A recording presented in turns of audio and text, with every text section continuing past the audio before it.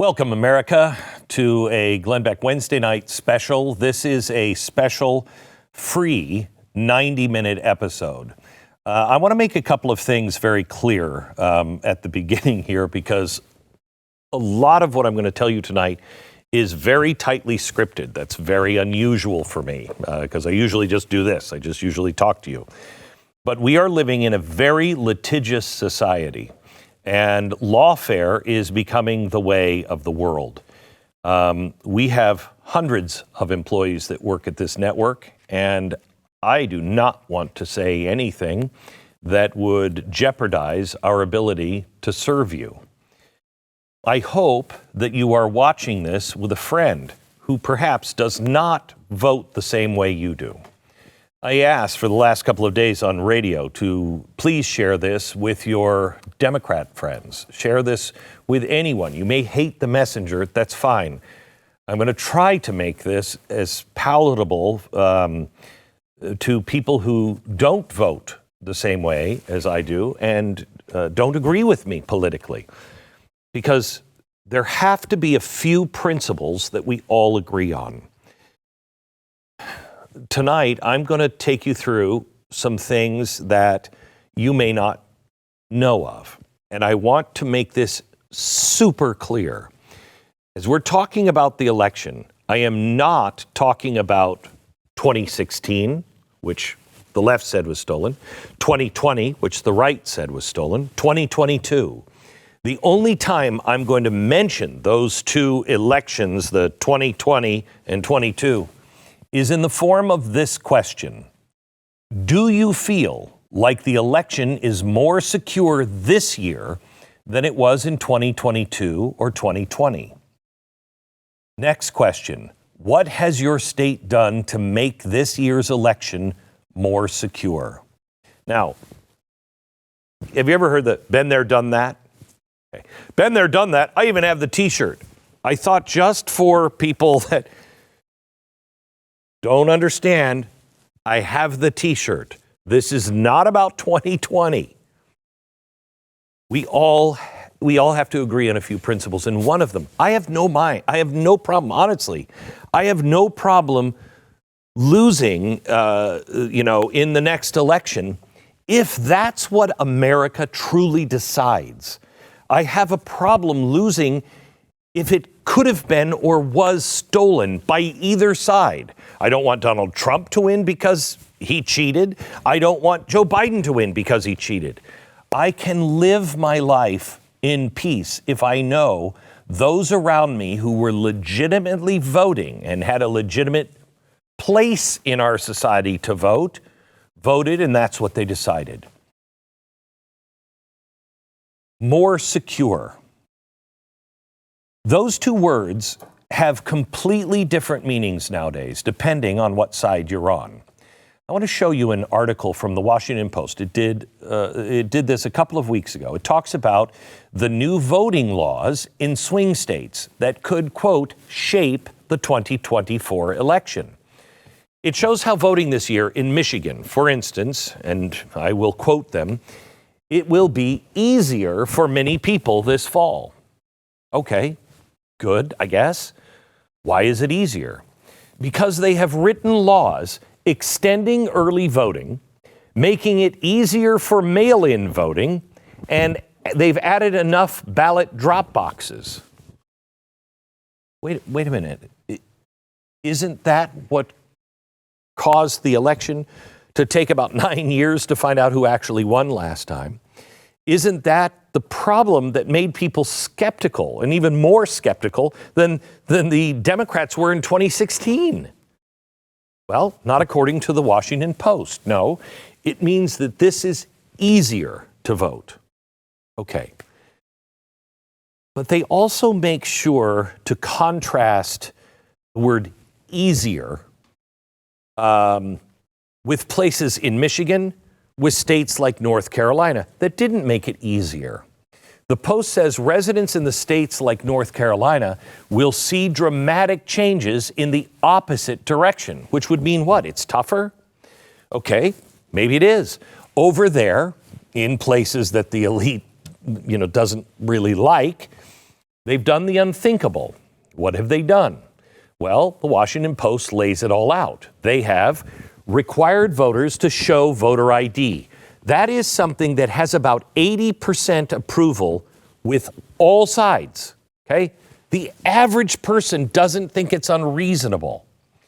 They require absentee ballots returned with a deadline. Scale back the locations of early voting. In short, in North Carolina, it's going to be dogs and cats living together in mass hysteria.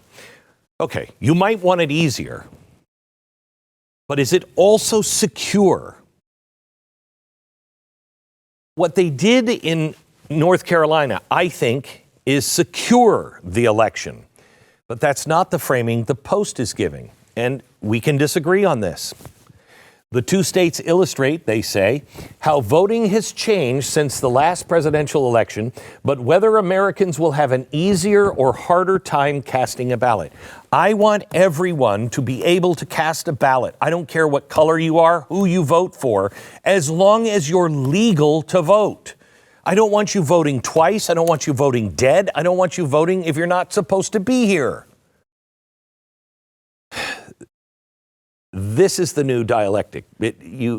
Voting is easy if it means mass early and mail-in voting. Mail-in voting doesn't have to be unsecure, but it is now. It is easy to drop tons of ballots in drop boxes. It is hard if you have to show an ID. It is hard if you don't agree with ballots being mailed out all over the place and stuffed in drop boxes next to the local Piggly Wiggly supermarket. Deadlines are hard. Securing something is hard. If something doesn't require something that is hard, it's almost meaningless.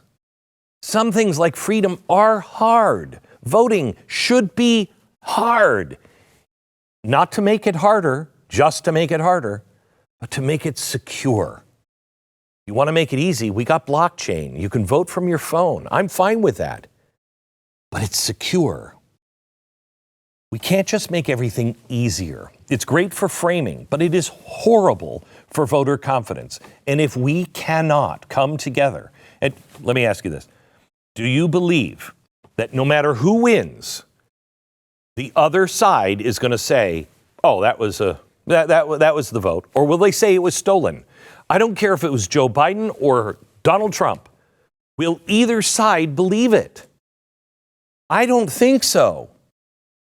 So the solution is, let's do the things right now that make it secure. Make us at least feel better that it's secure. Let me show you this ABC News poll from 2022.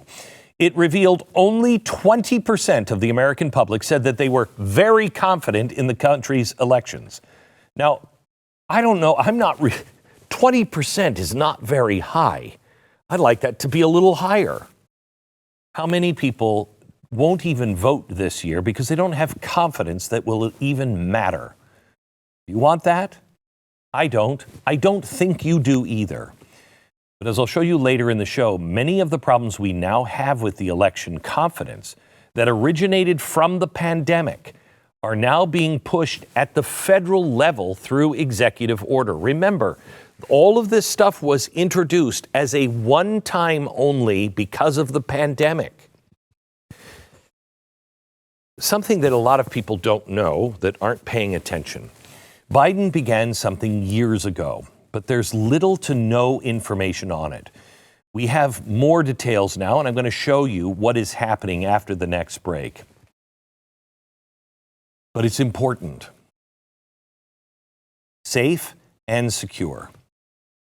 What I'm seeing right now are only more questions, and we asked for answers, and I'll show you at the end of the show. I'm not comfortable with these answers. I don't know. What we stumbled upon about 3 or 4 weeks ago was something that is now out in the open. And because of the answers I'm getting, I don't know. But we went to experts and we asked them. And nobody wanted to take this on. No one. I didn't even want to take this on at the beginning because I thought we were just going to rehash 2020. I don't want to rehash that. I look to the future. Are we secure for this fall? I can't tell you how much this, let me say this. This show cost us more in attorneys than any show I've ever done in my lifetime. I just want the truth. And we cannot live in a society where people are afraid to explore, question the truth, where we have nothing. That's what we're going to do tonight. And we're also going to show you a way to help mend this problem and make it go away as much as we can. The allegation that we found was in a lawsuit that was ultimately waived by the Supreme Court this month. I'm not going to relitigate or try to say they did the wrong thing on that. I wasn't involved in that, and I'm not going to get into it. However, the information that we read, it was so crazy that we thought this cannot be true. But based on the seriousness of the allegation, and the fact that no one is reporting on it, we went to experts and said, can you prove this one way or another? We decided to make tonight's show longer than usual to be able to show you this. The final portion will be live exclusively on BlazeTV, but I wanted to make sure everyone gets a chance to see it. For 24 hours only, this full and extended and uncensored episode is free on BlazeTV and on my X account at GlennBeck. Why those two places? Because I know those two places will not punish us for asking questions, nor will they take the episode down. Tonight's show is why I started The Blaze. Because I knew if I was at Fox, I would never be able to do these things. Hard questions must be asked. Go to blazetv.com/Glenn. Subscribe, if you will, with the promo code SECURE24. We need your help to continue telling the stories like these. Join the fight with us. Now, I'm not only going to show you what this new allegation is. I'm going to show you what you can do to join in and do something about it. We're going to talk about it at the end of the program, and then tomorrow, expanded coverage on this on radio. We all want a secure election, left, right, Democrat, Republican. This is a nonpartisan issue. I need you to alert your friends. We can all help to ensure that it is as secure as possibly can be. The election integrity fight is heating up, and it has been. I showed you that the Washington Post story, what it said just a minute ago, making it clear they see this issue broken down into two groups. Those who are making it easier to vote and those who are making it hard. I don't care if it's easy or hard. I want it to be accurate. The Post is not the only outlet taking a side, however, and I'm trying not to do this in this episode. I saw an article a couple of weeks ago in Wired magazine. It blew my mind. Inside the election denial groups planning to disrupt November. Wow, that's quite a headline.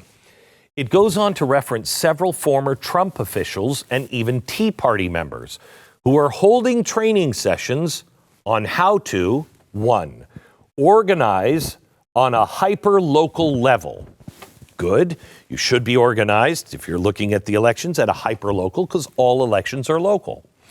Monitoring polling places and drop boxes. Good.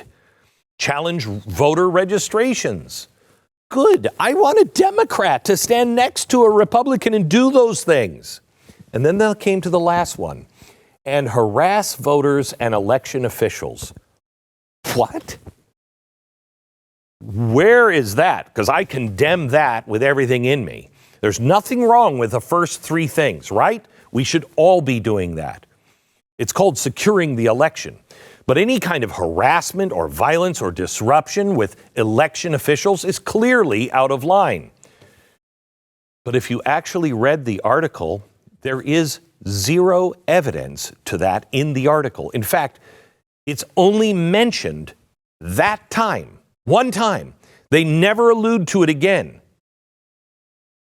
Now, this article really kind of makes me question fair and balanced when I compare it to another article that came out a month after Joe Biden's inauguration.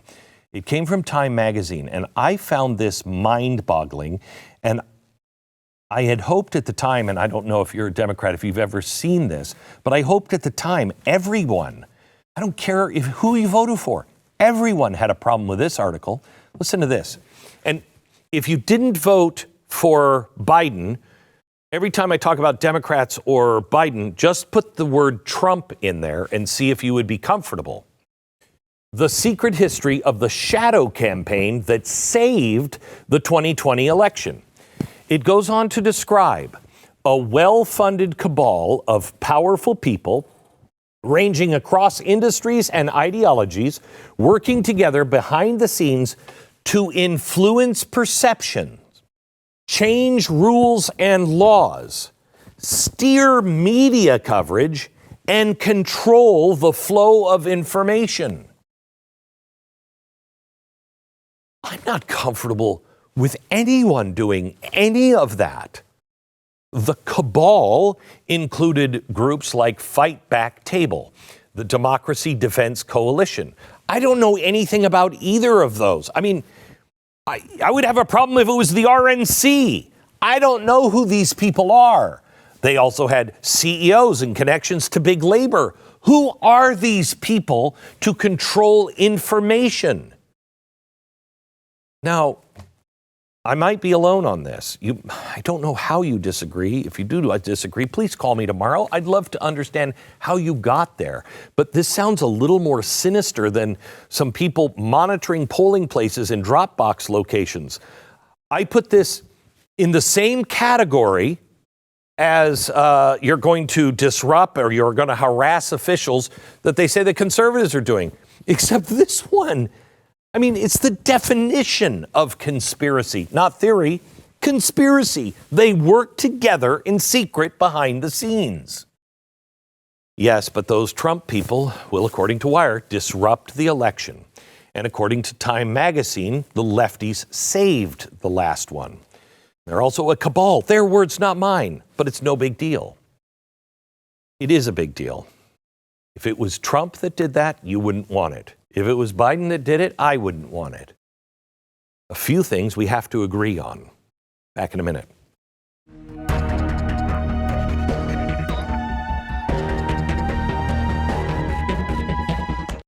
If you've been following me for a while, you know about my German Shepherds. I love German Shepherds. They're the best dogs ever. And they have taken care of our family for so long. And Uno, he is 12, maybe 13, going on 13 this year. And it is difficult. He wouldn't eat for the longest time. Ever since he was a puppy, he just didn't like to eat, but he didn't like kibble food. And that makes sense now that I know that it has to last on a shelf for over 2 years. So kibble food, it has everything good for him baked out of it. There's no probiotics in it at all. The vitamins and the minerals, that's why your dog, find your dog eating stuff they shouldn't be eating. It's because their body is telling them they don't have what they need. It's not a dog food. It is a supplement that you sprinkle on your dog's food, created by naturopathic Dr. Dennis Black. It's full of vitamins, minerals, probiotics, antioxidants, everything that they need. Uno I just brought him to the vet because I thought he was having real problems with age. And the doctor looked at me, the vet said, everything makes him look like a puppy. He's just got problems on the outside. He's hot spots or whatever. Roughgreens.com/Beck. He's given my dog a much better life. It's roughgreens, RUFF greens.com/Beck or 833-GLEN33. So why have so many Americans lost faith in our election system? Have you lost faith? After we come back from the next break, I'm going to show you how we can fix it. But first, what is the root of the problem here? I told you earlier the Tonight Show has nothing to do with the results of 2020, 2022, 2016. But we must look at the system that was unleashed during the pandemic. expanded absentee voting, mass mail-in voting, ballot harvesting, chain of custody of those ballots, ballots curing. All of these cause questions and sow doubt. Again, if you voted for Joe Biden, imagine if it was Donald Trump that had done all of those things. Would that help your confidence? Where are all the ballots coming from? Where are they going? What's the chain of custody? Who's directing? Who's paying for all of this? Molly Hemingway wrote one of the best accounts of what was happening behind the scenes during the weirdest election of our lifetime. We were all very motivated to go out and vote, but the left, as we found out from Time magazine, mobilized en masse to ensure Donald Trump would lose. That included billionaire Mark Zuckerberg and over $350 million of his own money.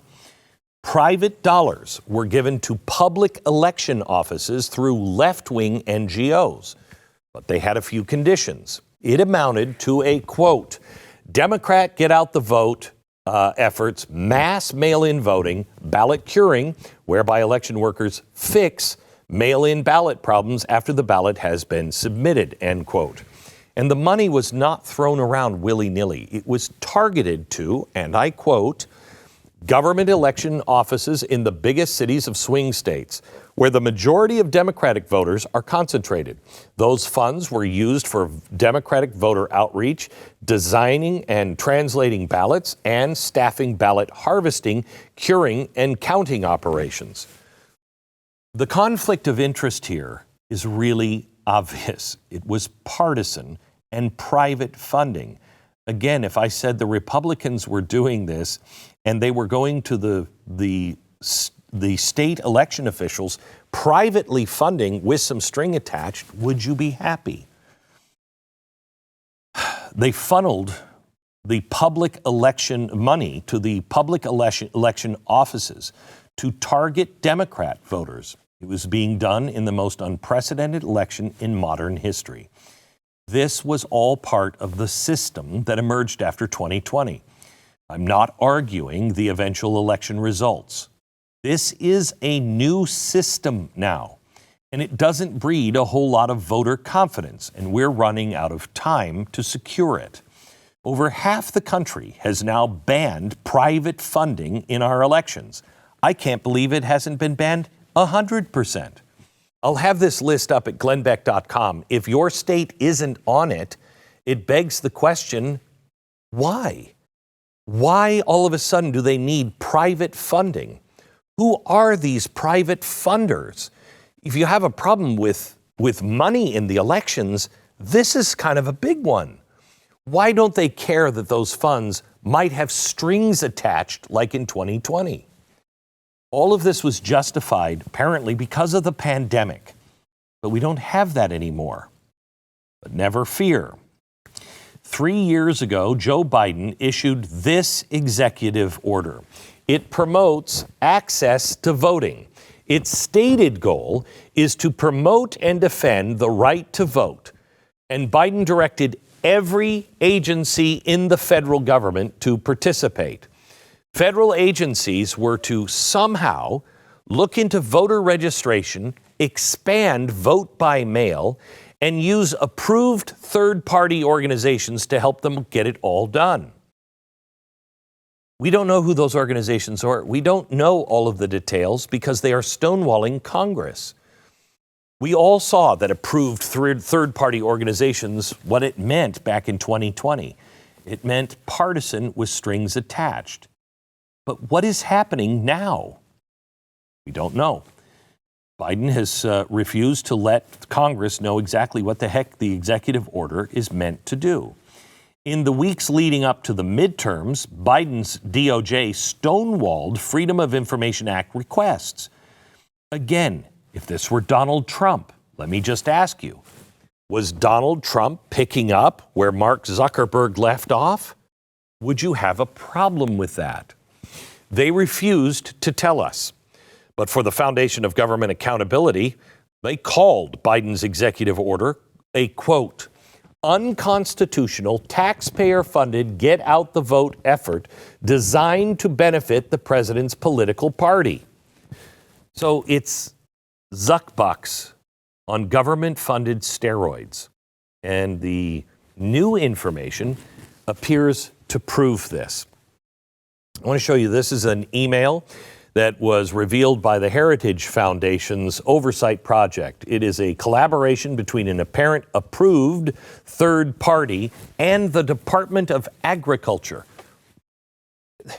The subject line states, Demos Meeting on Voting Rights EO. This is a collaboration regarding Biden's secret squirrel voting rights executive order. Now take a look at this line, and I quote, "You all had asked for some data on voter registration through the NVRA at the state level, which I've pasted below."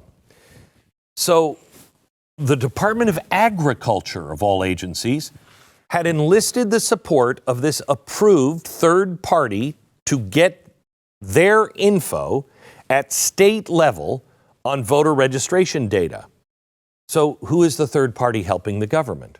Their name is Demos, and I want to read what they are and read to you what they are all about directly from their website. Ready? They are, quote, "Working to build a just, inclusive, multiracial democracy." Demos has worked at the intersection of democracy reform, economic justice, and racial justice. Demos has moved progressive issues from the movement to the mainstream, such as debt-free college. Now, again, we're talking our elections. You can do whatever you want, but this is our election partner. Does that sound nonpartisan? Think about it if it was Trump. Demos has, quote, "close ties to the wing of the Democratic Party associated with U.S. Senator Elizabeth Warren from Massachusetts and the left-wing progressive movement advocating a far-left agenda." That's from their website. And they're working directly with the U.S. government to secure our elections? Look, I have been exposing big progressive financing to fundamentally transform our country for a very long time. But who really needs the Tides Foundation, Mark Zuckerberg, or even George Soros anymore? The U.S. government is now taking their place, and the Fed's pockets are a bit deeper than all of them combined. In this system, the unprecedented changes to the way we vote, expanded early and absentee voting, mass mail-in ballots, ballot harvesting will become the norm. But why is the left so laser focused on mail-in and early voting? Because for them and their media surrogates, all they're doing is making voting easier. It's not true. They've done the studies, and they know exactly what they are doing. This is a case study from 2020. It's analyzing early voting laws, the partisan effect from an election in Ohio. They found pretty much everything the left is now pushing to change how we vote benefits mainly, and I quote, women, Democrats, independents, and those of childbearing and working age. Kind of sounds like the demographics that the left has been trying to weaponize the past decade or so. But why does it benefit them more than conservatives and not the typical conservative voter? Quote, urban Democratic areas expanded early voting at a faster rate than rural Republican ones. Okay? And just to drive the dagger home, we further find that the effects are larger on Democrats than on Republicans, and that effects on independents are very large. That's why they're doing this. They're beating us in elections. That's not just, that's a science now. They've prepared, and pretty much everything that made us lose confidence in the election is their path forward. Again, strategy is strategy. Ballot harvesting, I don't like it, but if it's legal in your state, the Republicans should be doing as much as the Democrats are. But play fair. The old days of finding out who won on an election night, those days are over. Been there, done that. I got the t-shirt. If the election lasts longer than 4 hours, contact your doctor immediately. There might be some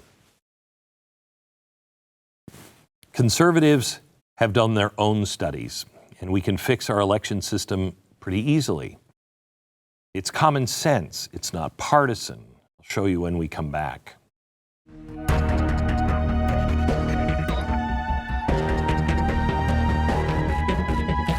If you happen to be somebody who disagrees with my point of view, you may not like this commercial, but let me explain. This is the argument from the left has been, when we talk about abortion, that you hate women and you don't care really about the babies once the baby is born. And, you got the abortion trucks. Okay. I mean, those ones that show the abortions and they're plastered with all the anti-abortion stuff. All right. Let me tell you about the Ministry of Preborn. The Ministry of Preborn, every day they introduce expecting moms to their unborn baby through a free ultrasound. Preborn, by doing that, doubles the chances that she will choose life. Why? Because she sees the reality, not what's been pumped into her head, but the reality that is a child with a heartbeat. Doing just that, they've rescued 280,000 babies. And they do it with love and compassion and free ultrasounds every day. However, the other problem with abortion, we've only been talking about the baby. What about the mom? 60% don't want to have this, but they don't feel like they have any other choice. There's no one in the family that will help them or is for it. They're all urging to have an abortion. Maybe the boyfriend or the husband is doing the same thing, and they don't have the means to do it. That's why Preborn also offers assistance to the mom and the child for up to 2 years after that baby is born, putting the lie to the left's claim that conservatives don't care about the baby or the mom. I am proud to partner every day with Preborn. They don't get a dime from the government. It's individuals like you. One life-saving ultrasound is $28. You can donate securely. Wish you could do that with your vote. Dial pound 250, say the keyword baby, pound 250, keyword baby, or go to preborn.com/Glenn. As I mentioned before, only 20% of the country is now very confident in our elections, and that is an insanely dangerous number, but I think it's understandable. The good news is that it is fixable. I'm going to show you a report compiled by the Foundation for Government Accountability, and it goes step by step showing how we, the people, can restore confidence in our election system.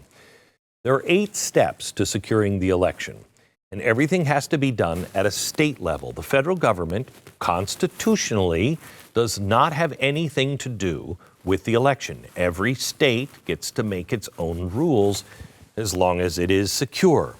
We have got to get more active in state and local elections if we're going to have a shot at getting anything done. And that is known on the left, but it has not been practiced by the right.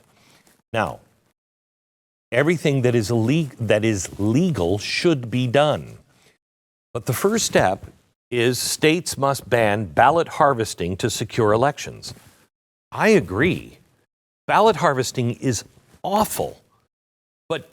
The other side must play the legal game or you're going to be left in the dust every time. But this should go away.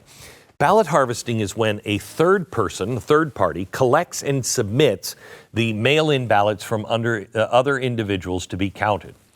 Is there any oversight? Or are there bad actors along the chain of custody? We don't know. Were the voters influenced by the third party? Did they actually check that box? These are all good questions, but the lack of answers are not making any of us more confident. In fact, in 2018, multiple Republicans in California saw their apparent election night wins eventually turn into losses. Now, perhaps these were all legitimate, but Republicans pointed at a recent change in a California voting law that, quote, lets voters allow anyone to drop off their absentee ballot rather than a family member as previously required. That has opened the door to what they call ballot harvesting. Now keep in mind, this was before the pandemic. Just in Orange County, California alone, more than 250,000 ballots were a direct result of ballot harvesting. So, step 2. prohibit third-party ballot returns, and narrow who can return ballots. The ways this can be manipulated are absolutely nuts. A state independent investigator in Wisconsin found 100% turnout in multiple nursing homes. He called it, quote, absurd. He found intercepted ballots, forged signatures, and residents who were deemed incompetent that had voted. 92,000 residents live in those facilities in Wisconsin. The current president won the state by less than 21,000 votes. 100% turnout. In Michigan, a woman was forced to plead guilty to 7 counts of election fraud. She was caught submitting applicants for absentee ballots on the behalf of people that were legally incapacitated. Now, these cases are everywhere. In Texas, we no longer can pursue them for some reason. These are the cases that the left wants to pretend they don't happen, but they are real. And if they happen on the other side, they're just as real and must be stopped. Step 3, ban third-party distribution of unsolicited absentee application. These so-called nonpartisan actors are shooting out ballot applications like confetti to anyone with a heartbeat, sometimes without the heartbeat, and sometimes to potential voters that walk on 4 legs. I'm not making this up. Some of these mailing operations, and I quote, send voter registration forms to the deceased, longtime voters who are already registered, and even to pets with human-sounding names. Step 4, ban unsolicited absentee applications and ballots by government officials. States were sending out so many ballots in the 2020 election, people didn't know what the heck to do. It is all documented. People were getting multiple ballots. And I'm sure there's no way that that could be taken advantage of in today's America, on either side. The mainstream media went into overdrive to try to tell people what to do. Receive 2 ballots? Here's what to do. Step 5. States should adopt strict guidelines for absentee ballot return. Now, this one should be obvious because how we vote is rapidly changing. By 2008, 75% of the country still voted on Election Day. By 2020, only 28% voted on Election Day. Half of the votes came in by absentee ballot. This is extraordinarily dangerous. Don't take my word for it. Ask Jimmy Carter. Quote, absentee ballots remain the largest source of potential voter fraud. Everyone knows this, but now that we become so partisan, we can't even have this conversation. Step 6, require identification to vote absentee. I can't get my driver's license without having ID. I can't get on a plane without having ID. I can't buy a drink, well, I can, without having ID. It's the hair, it sets them off, they know. There's so many things that you have to have ID for. We all know, left and right. This is popular on the left and the right. Why isn't this already a thing? Multiple ballot applications are being sent to the same people, dead people, pets. Imagine what could be done with no absentee ballot ID requirement. The state of Nebraska just signed a law in addressing this, but much of the country has a long, long way to go. Why? Step 7, prohibit unsecured drop boxes. This is yet another obvious solution, but it's the opposite direction that we seem to be headed. The state of Arkansas is making great movements on this. Step 8, require absentee and mail-in ballots to be returned by election date. For the love of everything that is good and decent, please, how come we can't get this one done? You have to return. If you don't show up for your doctor on time, he still charges you for the appointment. I'm going to have to break the shirt out again. I think that this is not about the 2020. No, this is one about if it's not counted in less than 4 hours, contact your doctor. I mean, all votes should be counted on Election Day, period. The longer it drags on, the more people lose confidence. And I think we can all agree, we don't want that. We want people to feel confident about what that number is.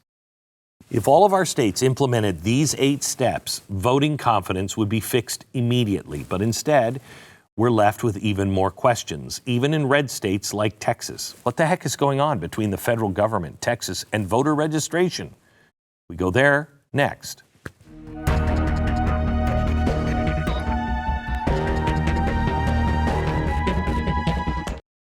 I hope that everybody on all sides is becoming more and more responsible and self-reliant. We just passed this big budget on the war in Ukraine and then Taiwan and the Middle East. The world could go to hell in a handbasket in a heartbeat. We could be in a very bad war. Just the China thing. They have 19 out of the 21 raw ingredients for all of our medications. Most of our medications come from China. What happens if there's another breakdown? What happens if they just decide not to send it anymore because we're at war? May I suggest you consider the Jace case? This is even for people who just go hiking with their family for a week or so. It's a personalized emergency kit that takes 5 essential antibiotics that treat the most common and deadly bacterial infections. Jace is continually working to expand their medication offerings. They've added all kinds of different things. So you can actually get your medicine for a year if you take heart medicine or maybe insulin. What do you do? What do you do if there's a breakdown? Get all the medicines that you need and get them in a package that you don't have to worry if something happens to the supply line.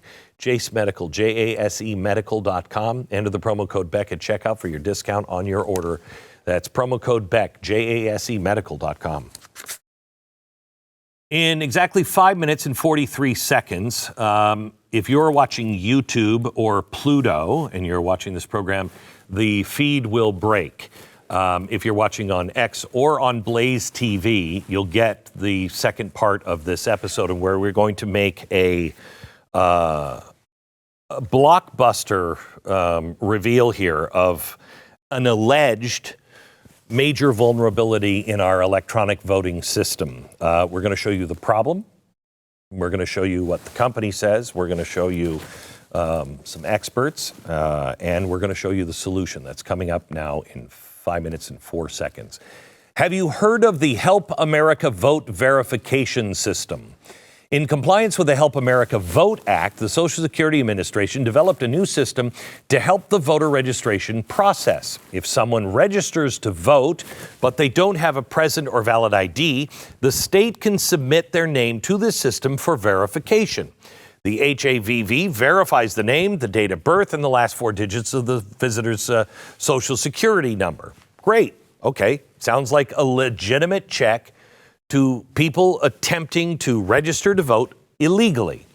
But my question isn't about the system in general. My question is, why are so many verification requests being sent in Texas? Voter registration verification requests are actually public information. You can go to HAVV, the website, and pull up numbers that go all the way back to 2011. Texas blows every other state away in required verifications. It's not even close. Nearly 24 million since 2011. California comes in at number 2 with 9 million. Now, if you look at the data just from this year, Texas had to verify over 1.2 million voter registrations, as in 1.2 million people tried to register without an ID. Why? What's going on? Now, this started to come out a couple of weeks ago and even forced the Texas Secretary of State to respond. The response was weird. She stated that the reports of 1.2 million were inaccurate. She went on to explain how the verification system works and that the number from the Social Security Administration only reflects how many times a verification request was sent. Okay, but let me give you the final line in her response letter. Quote, "The SSA number is clearly incorrect, and we are working now to determine why there is such a large discrepancy." Wait. So there's no there, but also the numbers aren't right, and they're trying to figure out what the heck is going on. If the purpose is to make us even more confused, success. But wait, there's more. Data has been updated religiously on the website every single week since 2011. Every week. You notice anything funny here? The week after this story came out, the Social Security Administration stopped updating the system. Let me restate that. For the first time in over a decade, and after an abnormally large number was exposed, the government just stopped updating the data. I'm not going to speculate. I'm baffled to what might be happening here. Surely there's not a lot of people that could be trying to register to vote in Texas without an ID, right? I mean, sure, that whole Eagle Pass thing was crazy, and illegal immigrants are pouring over the border in the highest rate ever seen, but it's no big deal, right? It's all good, right? You have to have a Social Security number under the HAVV system. It's not like non-citizens can get one of those. Oh, wait, they can get that. Well, it's not like asylum seekers can get an... Oh, yes, they can apply for that too. We've all wondered why the left has made legal immigration one of their main rallying cries. We've speculated that one of the reasons might be to increase their voting base. Did you see this from muckraker.com? They followed a tip from an NGO in Mexico that was allegedly actively encouraging the migrants they assist to vote for Joe Biden. This flyer was found at the NGO. Quote, "Reminder to vote for President Biden when you're in the United States. We need another 4 years of his term to stay open." The NGO is called the Resource Center Matamoros. The Mexican city of Matamoros is just on the other side of the border with Brownsville, Texas. Which brings me to the other question I recently had that just kind of blew my mind. And it's really why we're going to move the conversation now just to BlazeTV. Go to blazetv.com/Glenn, and you're going to get the rest of the show. We're going to begin here in 23 seconds. It's extended, uncensored, the conclusion, and what you can do about it to restore the faith in our system that both left and right need to have. The conclusion begins right now.